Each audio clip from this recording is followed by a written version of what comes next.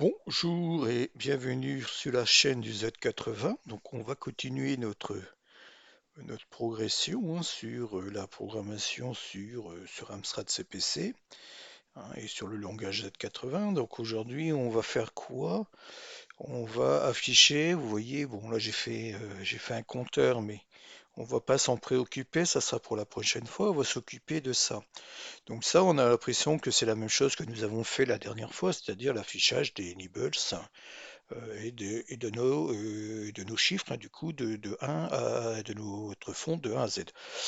Par contre, non, c'est pas la même chose puisque c'est une chaîne de caractères qui est affichée, hein. Donc, qu'est-ce qu'une chaîne de caractères? Ben, c'est ce qu'on va voir. Donc, c'est un tableau. On va voir comment on crée un tableau donc en Z80, comment on le parcourt et comment on affiche donc les éléments de ce tableau. Bon.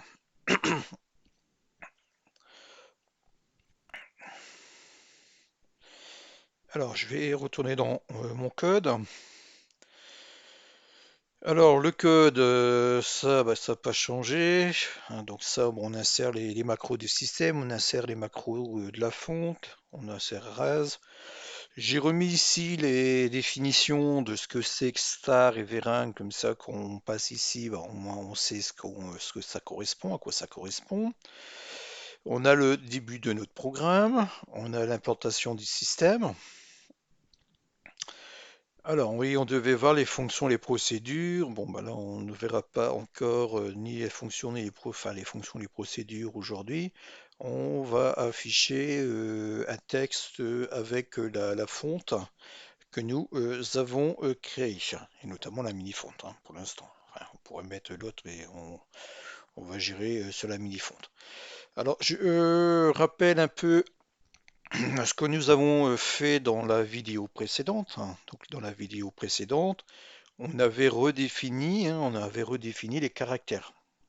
C'est-à-dire que dans l'Amstrad CPC, chaque caractère a une valeur. Quand vous affichez un caractère, quand vous mettez LDA, virgule entre cote le chiffre A, bah A, c'est une valeur numérique. Voilà, ça sera un numéro. Et donc, nous, pour nous simplifier la vie dans le cadre de notre affichage, hein, on a vu qu'on va passer par une table de lutte, hein, donc lookup table, pour afficher nos caractères. Ça, on l'a vu dans la vidéo précédente. Donc, eh ben, on va nous faire ça, c'est-à-dire on va dire ben, que le chiffre 0, ben, il commence sur la table à l'index 0. D'accord? Le chiffre 1 à l'index 2, puisque je rappelle que la table de la lutte, hein, la lookup table, hein, et avance par pas de 2, hein, ce sont des adresses, donc 2 octets. On va revoir, hein, je vais vous remontrer ça. Donc on va redéfinir tout simplement que chacun de ces caractères, hein, de notre fonte est implanté dans la table lookup, donc à son emplacement, à l'index ou à l'adresse de la table, plus la valeur de notre caractère. Donc si notre table de lutte est implantée à l'adresse 400, bah 400, ça sera donc l'adresse de chiffre 0, hein, enfin du caractère 0. À 402, ça sera l'adresse du caractère 1, et ainsi de suite. Donc vous voyez que j'ai donc ici donc fait, plutôt que de le faire comme ça manuellement sur 36 caractères, hein, ce qui serait assez long, bah, j'utilise, hein, tout simplement les instructions de RASM qui permet de répéter avec une variable. Donc j'ai 10 chiffres, je vais répéter 10 fois dans la variable qui va aller de 0 à 10 puisque je commence à 0. D'accord? Donc je vais mettre ben, la valeur du chiffre 0, donc 0 plus la valeur du chiffre 0, euh, je vais la redéfinir en x fois 2, hein, donc 0 fois 2 ça fait 0. 1 plus le chiffre 0, ben, ça va passer à 40. Admettons que la plantation se fait à l'adresse, enfin la valeur 42. Donc les chiffres, comme les lettres, ils se suivent, hein. C'est-à-dire que si 0 c'est le chiffre, la valeur 42, 1 c'est 43, 2 c'est 44, etc., hein. Comme dans la Tabaski, c'est exactement pareil, hein. Donc ça se suit. Donc je m'embête pas, hein. Donc je vais à chaque fois incrémenter la valeur de 0 pour passer dans mes chiffres suivants. Et je vais lui dire que sa valeur maintenant sera x fois 2. Donc pour 0, bah, ça sera 0. Pour 1, bah, ça sera x fois 2, 2, etc. pour faire ma table ici jusque 18. D'accord? Et ensuite, comme je suis arrivé à 18, bah, je dois reprendre à 2 de plus, hein, pour arriver sur le A, puisque le A c'est à 20. Donc je reprends de mon A pendant les 26 caractères suivants. Et j'additionne donc toujours, hein, je multiplie par 2, mais à partir de 20. Donc 4 plus 20, 8 plus 20, enfin voilà, hein, vous avez compris. Donc ici 0 fois 2, 0 plus 20, 20. 1 fois 2, bah 2, plus 20, 22, 24, 26, 28, et comme ça, toute ma table est redéfinie comme si que j'avais dans ma table de lutte. Hein, puisque je rappelle, hein, ici, alors c'est où ça? C'est... Je l'ai pas chargé ça? C'est lui là. Voilà, donc je rappelle que ici, alors mettons je vais jusque 36, hein, puisque je prends toutes les valeurs, hein, de mon fichier mini-fonte, hein, d'accord? Et donc ici je crée une table de lutte, c'est-à-dire que là je crée à la suite les uns des autres, hein, tout simplement les adresses avec le code correspondant au caractère, hein, au glyphe. D'accord, donc j'en aurai 36, hein, de 0 à 36, donc FT mini 45 0 à FT mini 45 36, enfin 35 exactement, puisque 36 c'est de 0, il fait 36 positions, donc 0 à 35, d'accord? Donc on avait vu, hein, tout ça sur la vidéo juste avant, hein, je vous invite à vous y reporter. Et la vidéo juste avant, j'avais expliqué également la table de lutte, hein. Donc c'est-à-dire que là je vais faire une table. Hein, donc DEW, DEFW, on a dit que c'est un mot, donc ça sera une adresse sur 2 octets, et ça sera l'adresse. Donc le premier, bah, ça sera l'adresse de la mini-fonte 45.0. Puis ensuite, je vais recopier, bah, la deuxième. Hein, c'est comme si que je faisais, j'alignais comme ça 36 DFW qui reprennent ben, les FT mini 45 underscore 0 à 35. Enfin, 35. Vous comprenez ce que je veux dire? Voilà. Comme ça, mettons si à partir de mon offset ici, que j'ai aligné, hein, sur 256, il suffira que je lui rajoute à chaque fois la taille ben, d'un octet, hein, tout simplement, pour passer de fonte à fonte. Comme j'ai défini, comme on vient de voir, que le caractère 0, ben c'est 0, donc je n'aurai pas besoin de faire, si je fais f mini font 45 offset plus 0, ben il va me tomber sur lui, hein, sur ma fonte 0.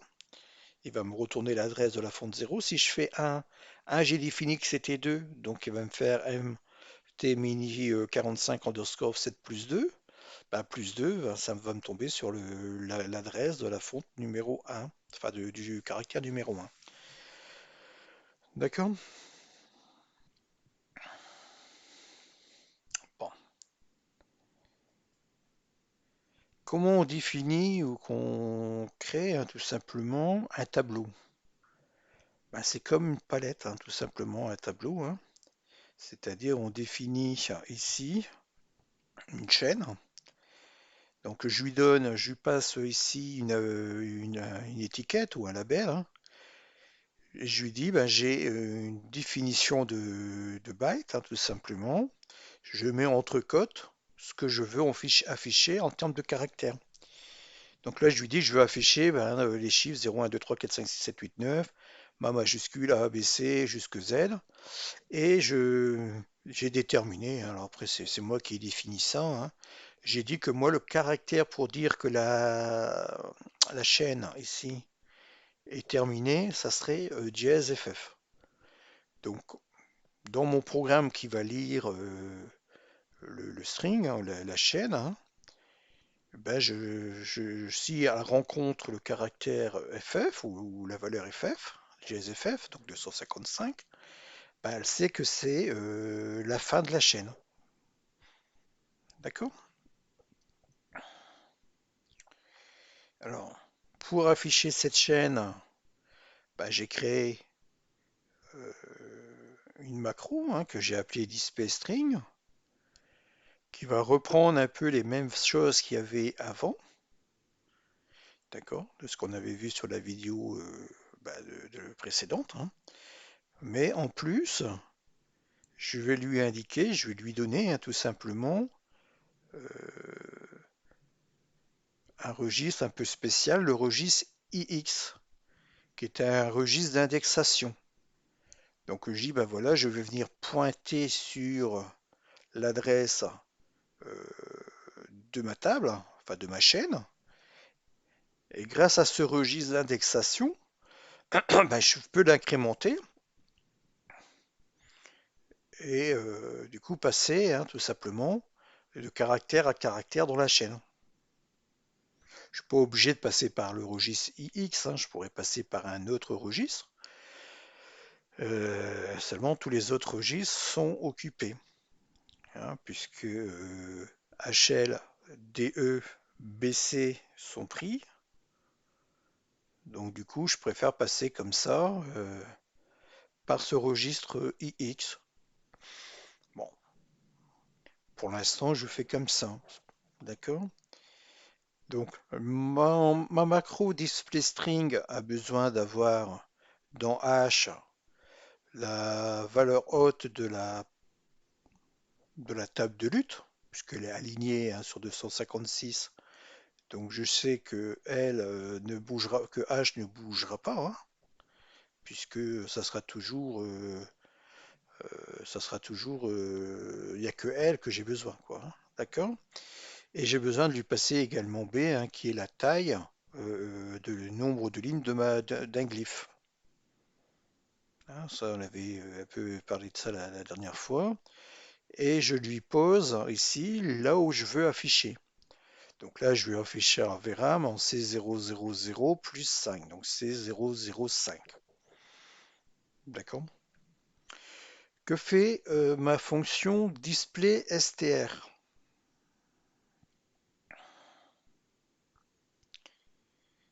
Là. Alors, la fonction SP, voilà, ici.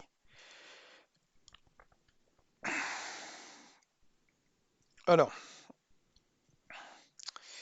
elle commence à venir copier la position de l'in, hein, c'est-à-dire le D, enfin la position dans lequel je veux afficher mon caractère, hein. Donc c'est DE qui détermine, hein. D détermine c'est la ligne ou la colonne? Non, D détermine la ligne et E détermine la colonne. Moi, j'ai besoin ici de récupérer et de copier D puisque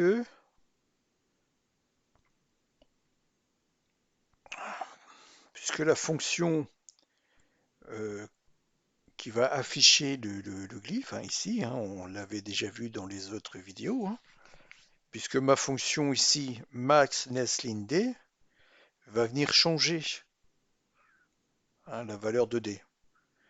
D'accord? Donc, je pense à la sauvegarder, puisque comme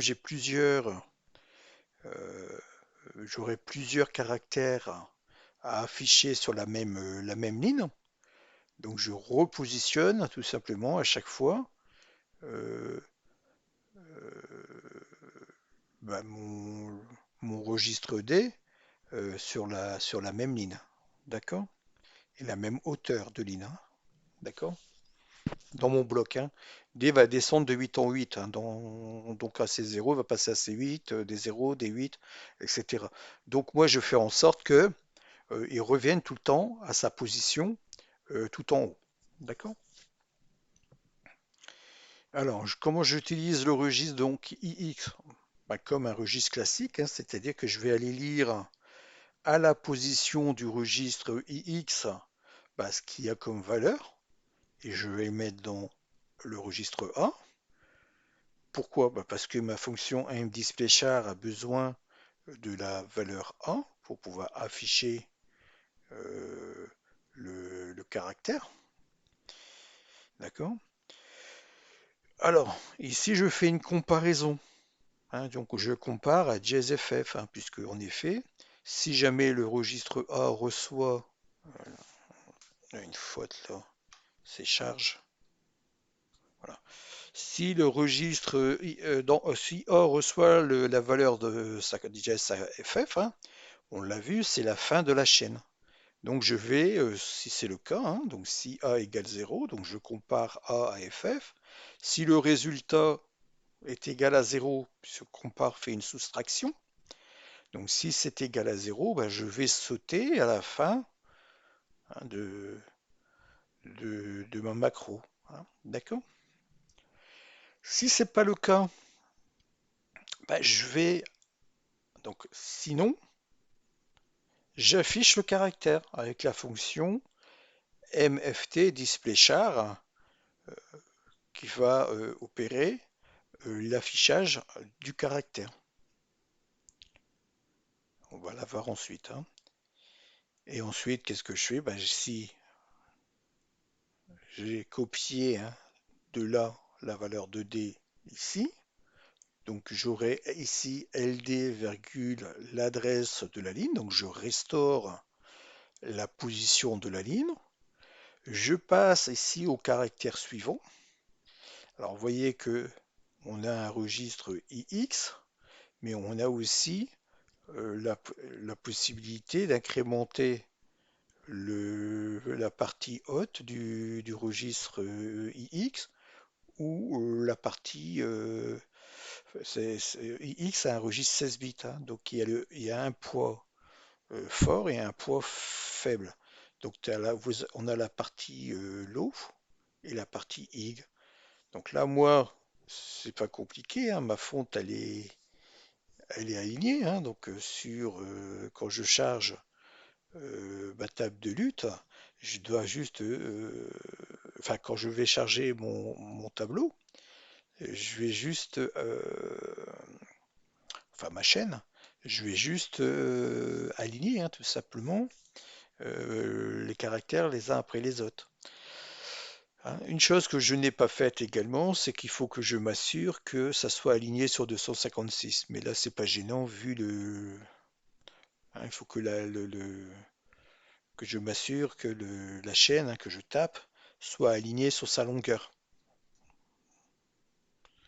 hein. C'est-à-dire que il doit pas, admettons que si ma chaîne fait 20 caractères, je vais l'aligner sur 20 caractères. Je vais même exiger qu'il va prendre un bloc de 20. Mais ça, on l'a pas encore vu. Donc, on va pas s'embrouiller avec ça, d'accord? Une fois que j'ai donc ici incrémenté mon registre X d'un rang, hein, pour passer au caractère suivant, bah, j'avance également d'un glyphe en verre à main pour me positionner juste à côté. Pour ça, bah, j'incrémente E deux fois. Et ensuite, je vais boucler tant que A est différent de FF. D'accord? Donc là, ici, je boucle. Je saute. Hop, jusqu'à ici. Je charge donc du coup bah, le IX nouvellement incrémenté. Et je recontinue comme ça jusqu'à ce que le caractère dièse FF est chargé dans A pour pouvoir quitter la boucle. D'accord? Alors vous voyez que ici j'ai mis un certain nombre de choses, hein, puisque j'assure, hein, le display char doit avoir en entrée H, A, D, E et B. Donc je m'assure que ces valeurs sont bien les bonnes. Le caractère A, bah oui, puisque c'est X qui va le donner. H est restauré par la fonction displayChar, on va la voir juste après. D, ben, il est restauré ici. Et E, ben, c'est E, lui, il n'a pas besoin d'être restauré puisqu'il s'incrémente, hein. Il avance dans la VRAM pour pouvoir afficher les caractères les uns à côté des autres. Donc ça, c'est pas gênant. Et B, ben, il est restauré par la fonction displayChar. Que fait cette fonction displayChar ici? Enfin, la macro, hein, displayChar. Donc elle va sauvegarder HL. Pourquoi? Parce qu'elle va calculer pour récupérer l'adresse du glyphe de lutte, du tableau de la lookup table, donc l'adresse dans la lookup, et pour la remettre dans HL. Ah. Alors là, ici, il faut qu'on explique un peu les choses. Donc ici, il est où? Non, il n'est pas là. Il est là. Donc ici, on a créé une table. Alors je vais vous faire comme ça, qui va insérer.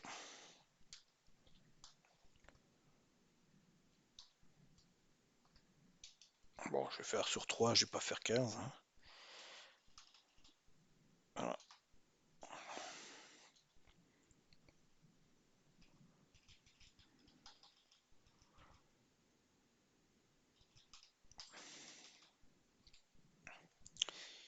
Donc on aura quelque chose, enfin on n'aura pas quelque chose, on aura exactement ça. D'accord, voilà. Donc on aura une table ici, comme ça. Lui sera planté à une adresse et ensuite ici, on aura tous nos glyphes, hein, tout simplement, les adresses, hein, les adresses des glyphes, hein. Voilà, d'accord? Donc lui, la table, elle est alignée ici sur 256, donc elle peut, admettons, commencer à, je sais pas, moi, l'adresse, admettons que lui, elle est implantée, lui, hop, cette table-là, hein, la table de, enfin, le table, hein. La lutte table, elle est implantée, admettons, à l'adresse, je veux dire, allez, 0, on va dire n'importe quoi, allez, 05, 06, 00, puisqu'elle est alignée, admettons, hein. D'accord? Là, j'ai mes mini-fontes. Donc toutes mes mini-fontes sont également alignées, mais elles ne sont pas alignées forcément à la même adresse que la table ici. Donc là, j'aurai, admettons, alors, jazz, je sais pas moi, 0, 09, 00, d'accord?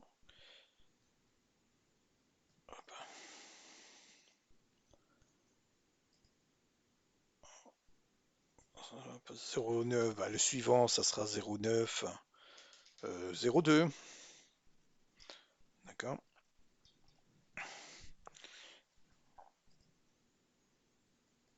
Le suivant, 09, 04.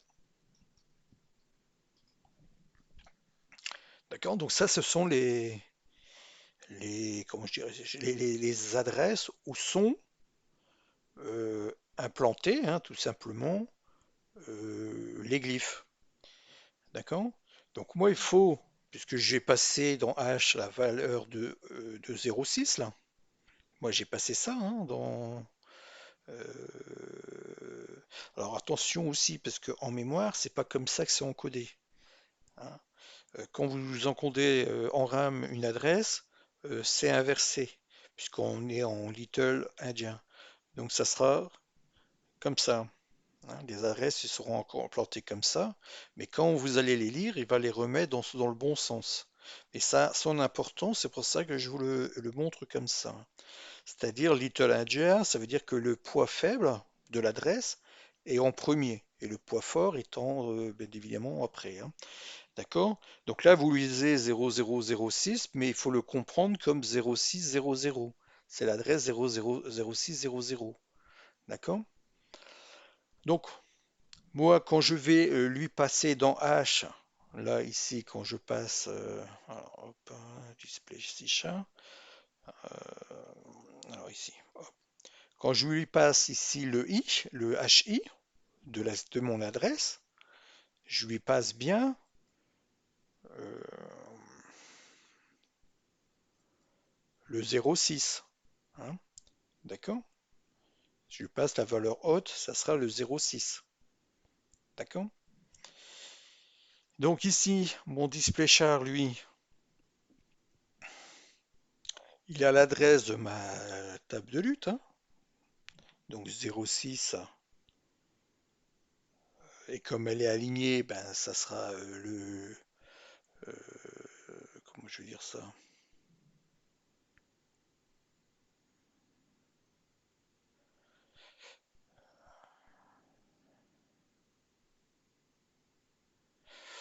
Voilà, donc moi je lui passe la valeur de H et je dois calculer la valeur de L, hein, pour que je puisse aller ensuite afficher mon caractère. Donc là, j'ai passé 0,6, d'accord?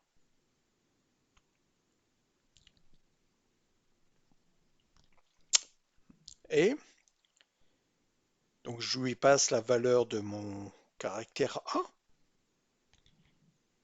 hein, le caractère que je veux afficher. Comme le caractère, ben, vous savez que maintenant on a redéfini avec le setchar que les chiffres, par exemple 0 c'est 0, 1 c'est 2, 2 c'est 4, etc. D'accord? Donc admettons que je veux afficher le chiffre numéro 2. Donc si je passe donc ici A dans L, A vaut 2. D'accord? Donc j'ai donc récupéré euh, au départ H le 0,6, hein, qui était là, la table, hein, la valeur, je dirais, haute, hein,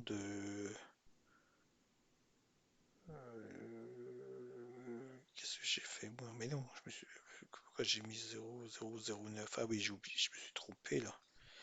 Ah si, c'est ça, oui. 0900, 09, ouais, c'est ça. Oui, donc là, la table de lutte ici, donc j'ai récupéré le 0,6 et je mets dans L la valeur 2. Alors ici, ça, ici, les adresses. Alors je vais pas mettre lui ici puisque ça va nous embrouiller. Je vais plutôt le mettre ici. Hop, je vais tout décaler ça et vous allez mieux comprendre. Donc en mémoire ici, c'est encodé. Passe. Voilà,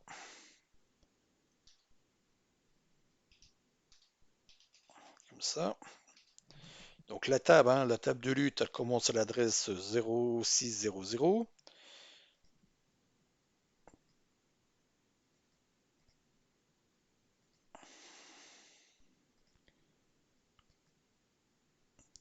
Donc comme elle avance toujours un data word, c'est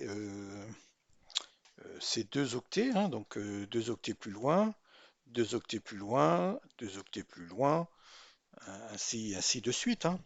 Donc j'aurai maintenant dans H mon 0,6, d'accord? Et comme je veux afficher euh, euh,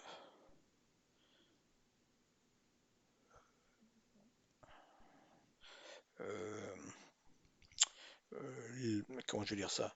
Mon chiffre, j'ai dit 2, hein, c'est ça, je sais plus. Ouais, le chiffre 2, donc 0,06, 0, 0, donc 0, qu'est-ce que j'ai fait moi? Donc là, je suis à donc 0, 0, c'est 1, 0, 1, 2, 3, 0, 1, 2, 3, 4, 3, 4, 5. Que je ne dise pas de bêtises, hein. Là, je suis à 0,06. Donc là, je suis à 0. Non, non, c'est ça. Là, je suis bien à l'adresse du début, donc à 0,0.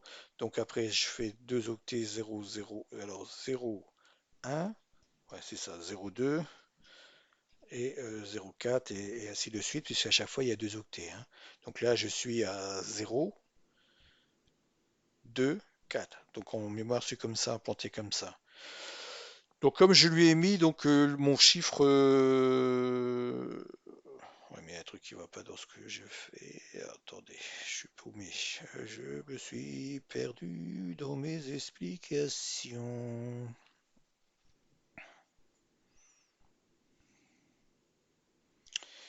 Alors, je vais lire dans A la position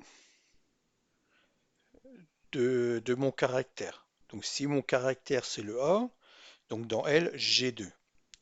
Je vais lire en H2. Donc en 0602. En 0602, 02, j'ai le chiffre 1. Non, bah oui, je suis bête. Non, excusez-moi. Euh,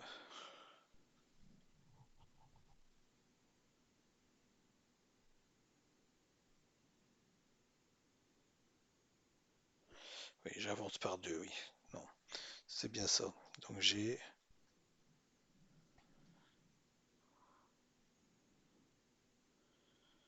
Je me suis paumé dans mes explications. Nanana. Donc là, je fais nanana, j'avance tous les deux. Donc 0, 0 c'est 0. 1 c'est 2. Ah, c'est pas compliqué, hein. Donc 0, 1, 2, 3, 4. Donc 0, 1, 0, 1, 2, 1, 3.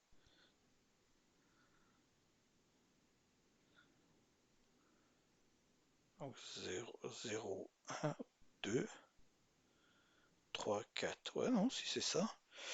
Alors pourquoi mon raisonnement ne va pas trop bien là? Alors attendez, pas évident à expliquer ça aussi, hein.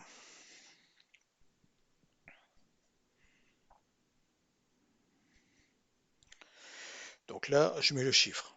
Mon chiffre, ça sera A, caractère A.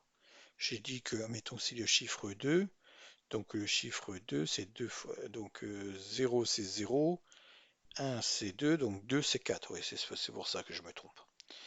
Donc là, 2 c'est 4. C'est pour ça que je me trompe.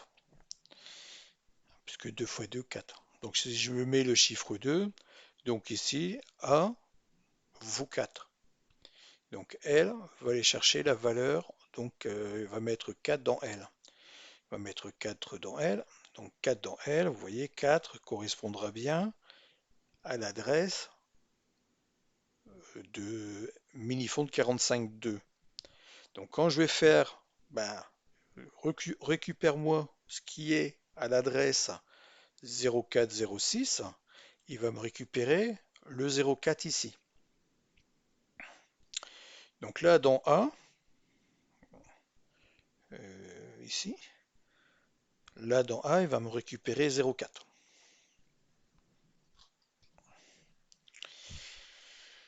D'accord? Je vais incrémenter L. Donc si j'incrémente L, comme j'étais à 0,4, je vais passer donc juste à côté. Je vais arriver enfin à 0,5, hein. Donc je vais arriver donc à HL sur ce chiffre-là, cette adresse-là, enfin sur cet octet-là. Je vais le récupérer.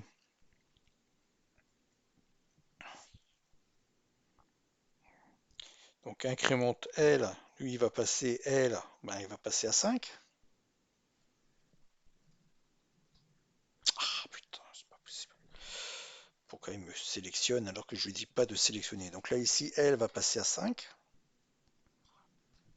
Et je lui dis de me récupérer, donc du coup, dans H, la valeur haute, hein, de l'adresse de ma mini-fonte, qui sera ici, hein, dans l'exemple 09.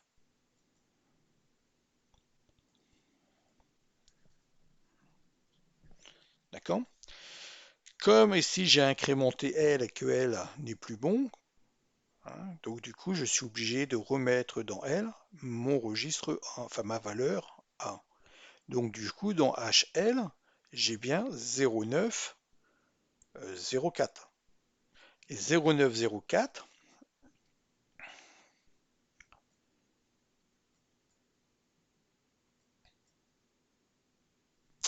voilà, 0904, c'est bien l'adresse dont j'ai besoin pour aller chercher tout simplement mon chiffre, enfin le caractère que je veux afficher. Alors attends, puisque je vais mettre ça en commentaire pour pas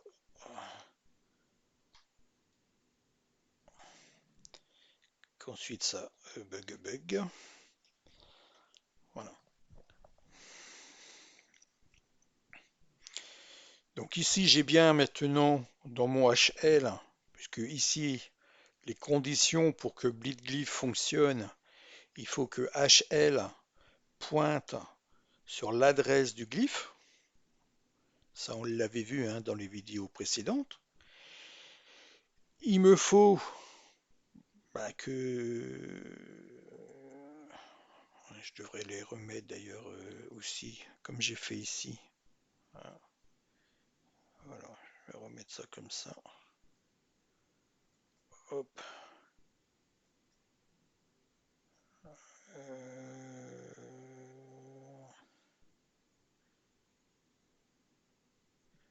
Alors, ici.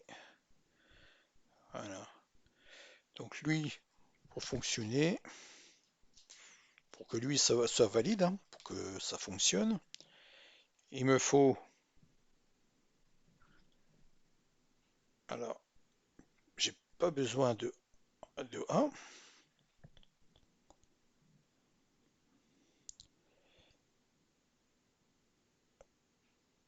Ah ben, je suis bête, oui, j'ai qu'à le reprendre ici. Ah, noter ici. Hein.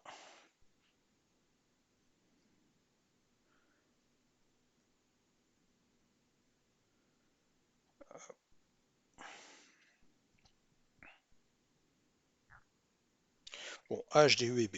Alors, je ne vais pas tout recopier. Alors, H, D, E et B. Hop. Le A, j'en ai pas besoin. C'est pas H que j'ai besoin, c'est de HL. Donc j'ai besoin de HL. Il va falloir que je revoie tout ça, hein, qui est l'adresse du glyphe, donc, qui est l'adresse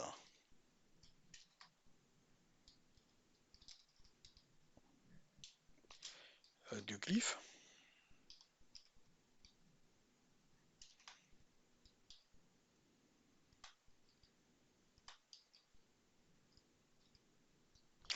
Ouais, du glyphe ou de là, ou, comment je vais appeler ça moi, ou de là, c'est où sont encodés hein, les caractères, hein, enfin les données hein, du caractère. Hein. DE, bah, c'est l'adresse, la VRAM. C'est la VRAM où doit être affiché, hein, d'accord? Et B, la hauteur, nombre de lignes, hein, hauteur, ouais, euh, c'est la hauteur en ligne,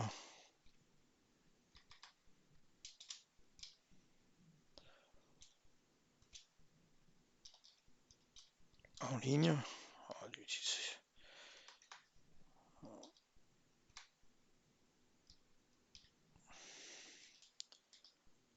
hauteur en ligne du glyphe, hein, ou en pixels hein, aussi on peut dire, mais bon c'est pour hein, du glyphe. Ouais,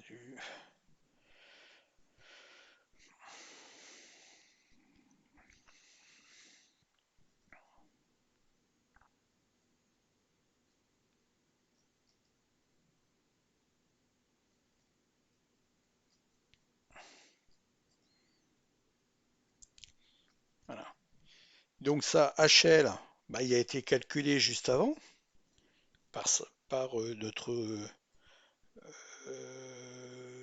il est où? Calculé ici. Ça a été calculé par lui, hein, donc HL, il est bon. Donc HL, lui, il est calculé là. J'ai bien l'adresse du glyphe. Ah bah oui, bah j'aurais dû faire un copier-coller de là, bon, c'est pas grave. J'ai bien l'adresse du glyphe ici, d'accord? Le DE, la VRAM, bah, le DE, je le touche pas au-dessus, et puis il est passé ici, hein, tout simplement, en paramètres. Donc comme je le touche pas, bah, le DE, bah, il est bon, tout simplement, hein. Et le B, bah, le B, il est bon également, puisqu'il est passé en paramètres, hein. Il est passé en paramètre de MDisplayChar. D'accord?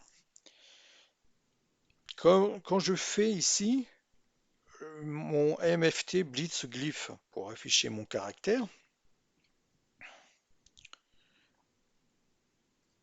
lui,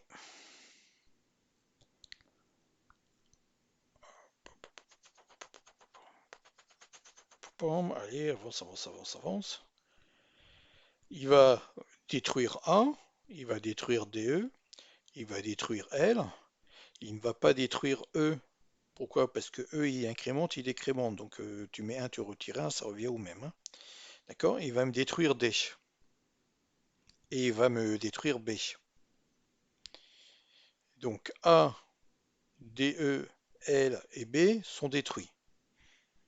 Une fois qu'il a terminé de faire l'affichage, euh, ces éléments ne sont plus valides, ne sont plus bons, hein. Du coup,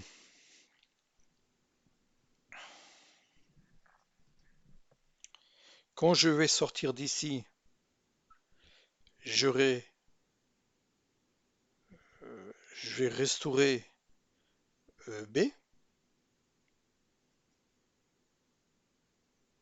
et HL.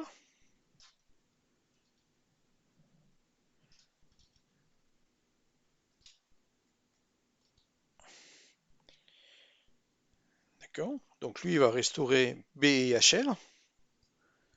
Comme lui, il a été appelé par MDisplayChar,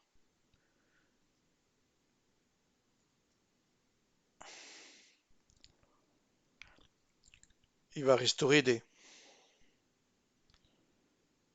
Donc B, HL et D sont restaurés. A, c'est une variable que j'utilise pour pouvoir faire les calculs.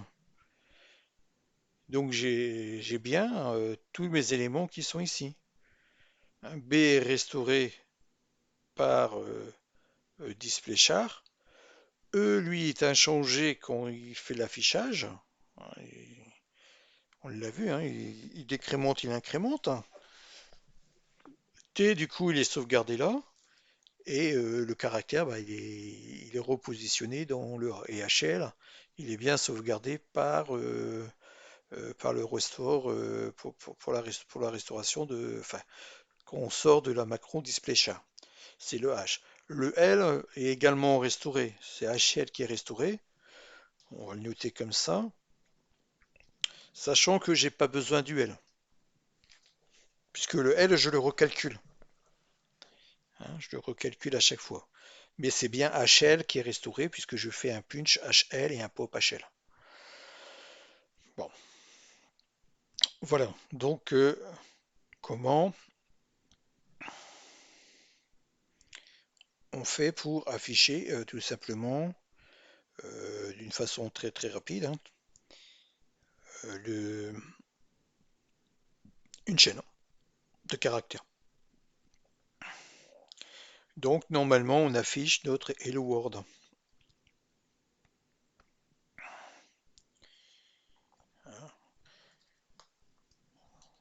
Voilà. Ici on affiche notre Hello. Alors attention, hein, c'est les caractères en majuscule qu'on a mis. Hello le monde.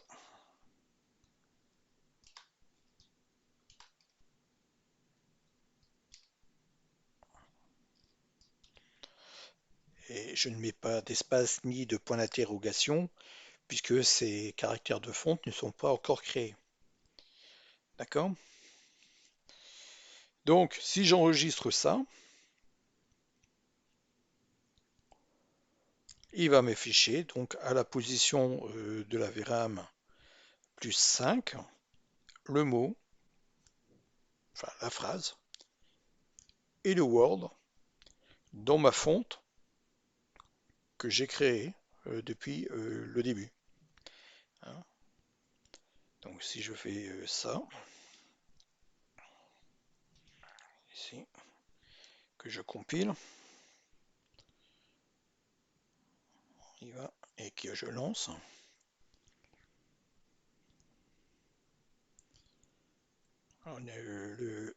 l'émulateur va se lancer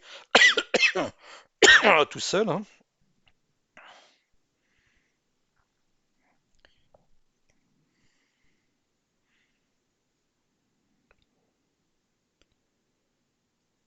Et un peu de temps. PC lent. Il va se lancer, il faut attendre. Il arrive.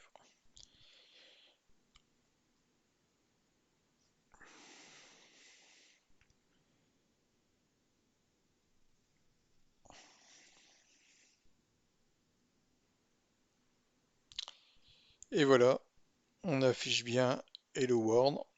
Alors vous voyez que là ici, on a une problématique, c'est l'espace, puisqu'on n'a pas créé l'espace.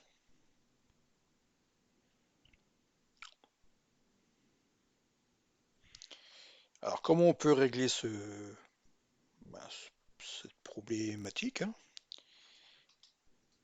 ici? On peut donc venir ajouter ici.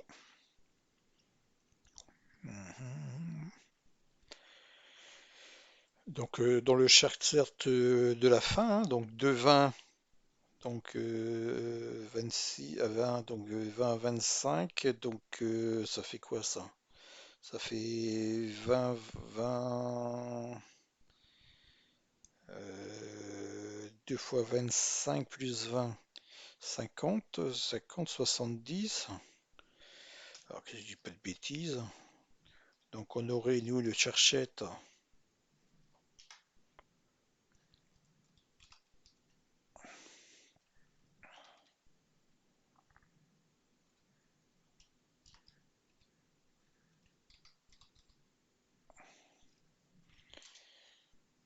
du caractère espace qui serait 0,35, 35 fois 2, plus 2, c'est ça, hein.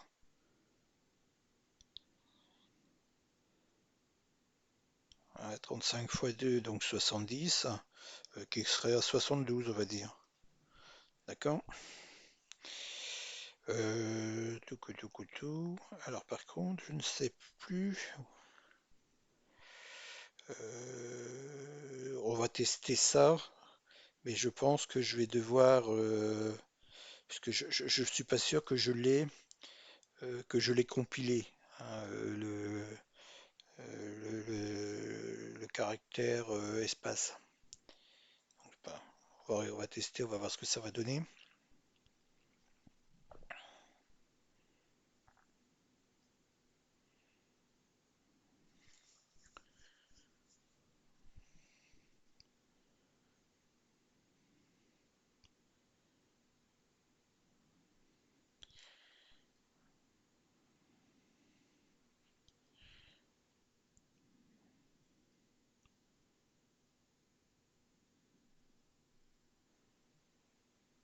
Ouais, c'est bon, vous voyez? Hello World. Donc j'avais bien compilé dans ma fonte 36 caractères. Et de 0 à 35, ça fait 36 caractères. Donc il avait bien pris l'espace. Et donc là, j'affiche bien, vous voyez, Hello, espace Word. Voilà. Donc vous savez écrire une fonte afficher les caractères d'une fonte et afficher maintenant une chaîne de caractères. Vous savez comment créer des tableaux et vous savez comment les parcourir. D'accord? Alors ça, c'est une chose importante de savoir faire ça. Ça ne pas savoir afficher un texte à l'écran, bah, je ne sais pas comment vous ferez pour afficher les scores, un timer, hein, comme on va voir juste après, hein, on va créer un timer, une horloge, hein, tout simplement. Alors l'horloge peut soit sacrémenter, admettons, pour dire de faire un score, hein. Vous devez parcourir un labyrinthe le plus rapidement possible. Et donc c'est le timer, hein, je dirais, qui va définir bah, si vous êtes meilleur ou moins bon qu'une autre personne. Ou ça peut être également important d'avoir ce genre de timer, puisqu'on peut très bien avoir des énigmes, par exemple, de dire, ben, vous devez trouver un puzzle, hein, par exemple, hein, je dis n'importe quoi, en 1 minute ou 1 minute 30. D'accord? Et puis le timer, ben, se décompte, hein, tout simplement. Tac, tac, tac, tac, tac, tac. Et une fois arrivé à zéro, ben, c'est le game over, hein, si vous préférez, hein. Et si vous arrivez dans la limite du timer, avant la limite, avant la fin du timer, du temps, hein, eh ben vous passez au level suivant. Alors il est important de faire ça parce que là, bon, moi c'est un chiffre, hein, mais on peut très bien imaginer qu'on aurait un sablier, hein, d'accord? Et que chaque ligne du sablier, c'est 1 seconde. Donc à chaque fois que notre timer ici va augmenter ou diminuer, ben, on affiche le sablier qui diminue. Tac, tac, tac. Vous comprenez?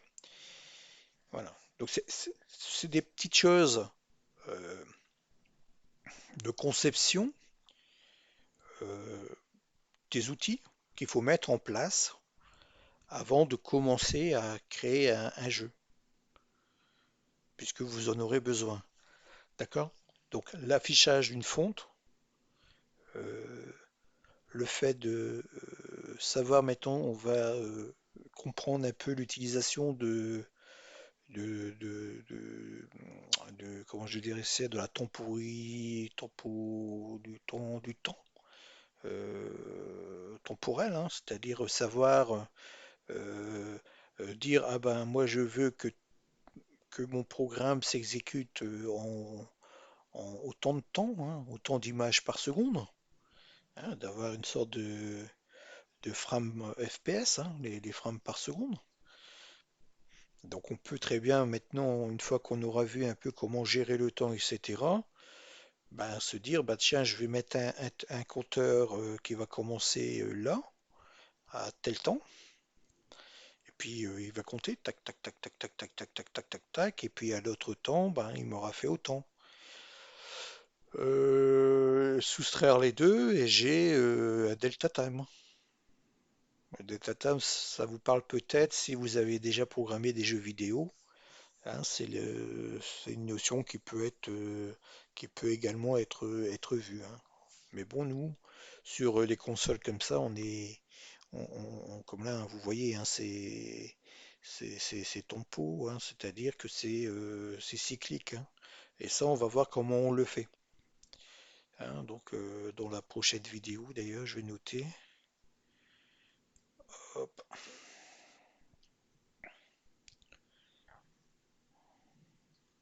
je crois que je l'avais noté, hein. Donc, on a vu ici, alors c'est où que j'ai noté ça? Là. Donc ça c'est fait, hein. On a vu l'affichage d'un texte, hein. Ouais, c'est la temporalité, voilà, j'avais noté, hein. Donc on a ça à voir. Là, comment gérer le temps, hein. Euh, Comment on peut mettre en place des timers, des animations, euh, des événements, hein. Par exemple, je sais pas, vous êtes dans un jeu à 1 minute, à 1h30, il se passe quelque chose. euh, enfin, tout ce qu'on peut faire avec un timer, hein, avec la gestion du temps. Hein, ça, c'est le temps, c'est une notion qui est très très importante dans les jeux vidéo. D'accord?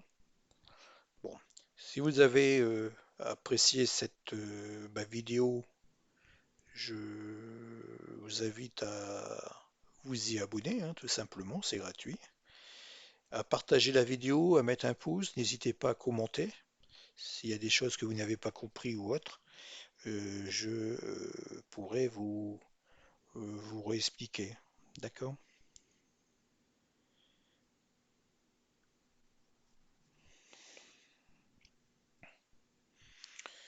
Je n'ai rien oublié, hein, je suis en train de regarder, parce que là je vois que c'est à 56 minutes, hein. J'essaie de faire des vidéos pas plus d'une heure, hein, de façon à ce que ça soit pas trop lourd.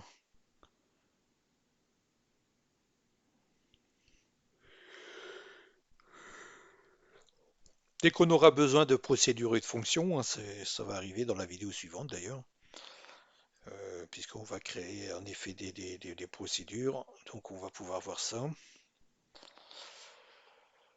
Voilà, donc il n'y a rien de plus à dire, hein. Donc si vous voulez afficher d'autres textes, il vous suffit de mettre une étiquette, de mettre votre texte, pas oublier de mettre le dièse FF, hein, pour marquer la fin, hein, tout simplement, du texte, et ensuite d'utiliser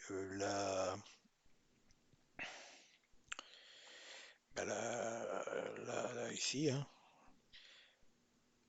procédure ou la macro pour l'instant, hein, la macro mDisplayString.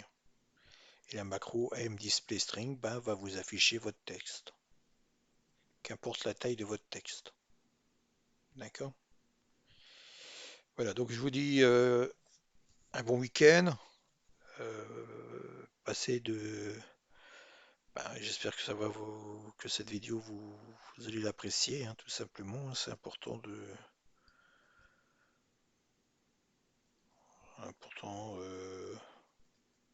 Tiens, je n'avais pas fait attention que j'avais ça d'affiché, moi. Ah ouais, bah, tant mieux. Bon. Voilà, donc une bonne journée, et puis une bonne soirée plutôt, puisque là c'est le soir, il va être 19 h. Vous allez peut-être passer à table, donc bon repas, et puis je vous dis à la vidéo prochaine. Au revoir.